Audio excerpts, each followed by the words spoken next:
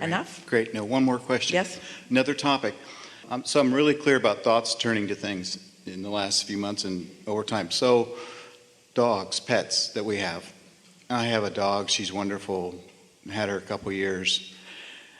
Over time, she's gotten sick. You know, she's a rescue dog. She's got her own story before she and I got together. So my question is her stuff her stuff? I mean, is dog stuff, horse stuff? Her stuff is her stuff. But here's the thing. Yeah.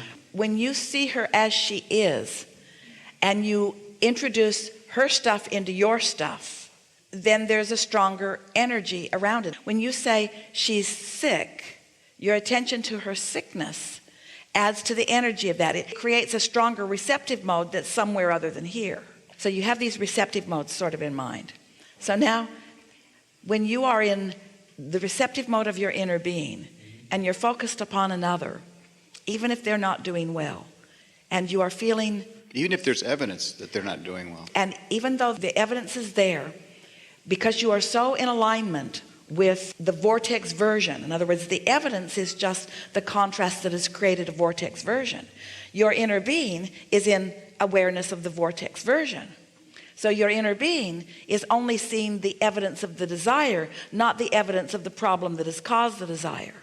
That's why your inner being is evaluating the situation from this high-flying vibration, and we would assign that emotion as the emotion of compassion, understanding without discomfort.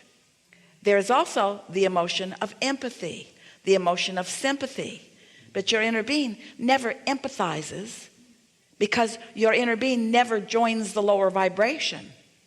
So if you're going to hold someone as your object of attention, do them a big favor and be tuned into who you really are, so that as you observe them as what they are wanting, not where they currently are. Let's talk about this. This is really good, and we've never said this before. Ooh, you're going to like this. So, do you accept that you do hold two perspectives? There's the perspective of your inner being and the perspective from your personality. And does it make sense that you could merge those perspectives, and so that you could be standing in the same opinion or perspective that your inner being is? And we want to call that compassion.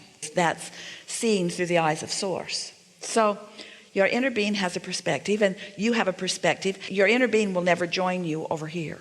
Your inner being will never empathize with your struggle or pain. Your inner being is always holding the vortex view version and calling you toward that.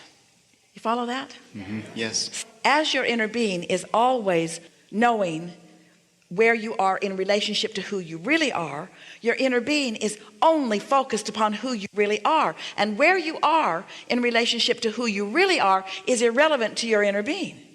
Your inner being only holds the vibration of who you really are. So there's this constant, steady calling of you to who you really are.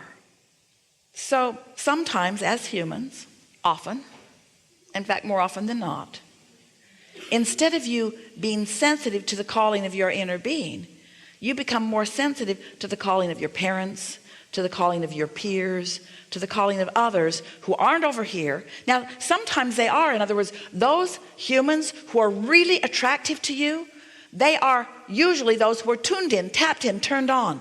And they've got that very strong calling power, and you want some of that, you see.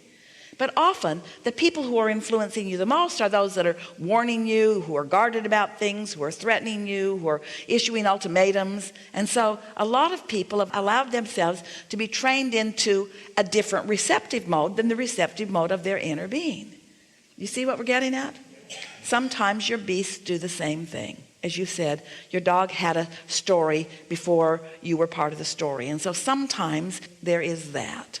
But it really doesn't matter. It doesn't matter where anyone is. You have the ability, when you get into concert with who you really are, when you're looking through the eyes of source, when you stood before Jesus dripping your illness, he saw not your illness. He knew instead your wellness. And he knew it so well that while you were in his presence, your illness could not even vibrate in there. The vibration that he held for you was so dominant that it just sort of made your strings vibrate with his strings. And then he said, Go forth and tell no one. Don't go home and talk about it to others. They're going to talk you right back into where you were.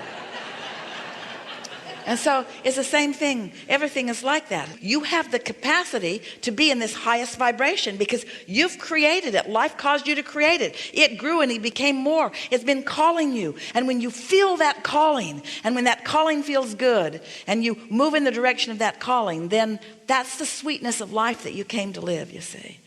And so anybody, usually with your pets, it's easier with them than with anyone because they're usually tuned in, tapped in, turned on.